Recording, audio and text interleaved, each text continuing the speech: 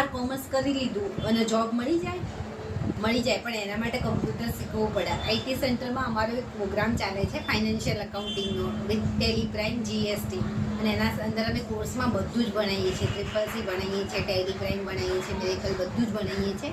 અને જે શીખ્યા પછી અમે જોબ સપોર્ટ આપીએ છીએ.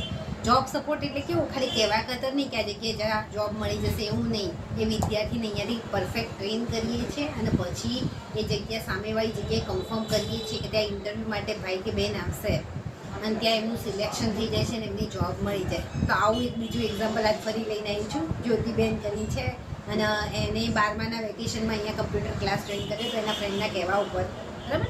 અને મેં જ માહિતી આપી હતી આખા કોર્સની, મેં એને સમજાવી લીધું. અને એના ઘરે એવું હતું કે 12મા પછી કોલેજ નહીં કરવા મળે તો એને કમ્પ્યુટર ક્લાસ ચાલુ કરી દીધા. કોર્સ જેવો એન્ડમાં હતો ને અમારી બાજુમાં અમારી ટીમ બાજુમાં એક વેકેન્સી આવી હતી. ત્યાં આગળ એમને બેનની રિક્વાયરમેન્ટ હતી ને અર્જન્ટ રિક્વાયરમેન્ટ હતી.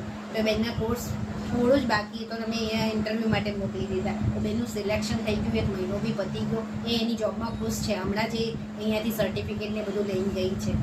તો કમ્પ્યુટર વ્યવસ્થિત શીખો ને તો તમને જોબ મળી જ જતી હોય છે ને. અમારા ત્યાં ગ્રાફિક ડિઝાઇનિંગ છે, વેબ ડેવલપમેન્ટ છે, ડિજિટલ માર્કેટિંગ છે, અને ખાસ કરીને ડીસા આજુબાજુમાં નોકરી લેવી હોય ને તો ટેલી પ્રાઇમના બી અહીંયા કોર્સીસ ચાલે છે.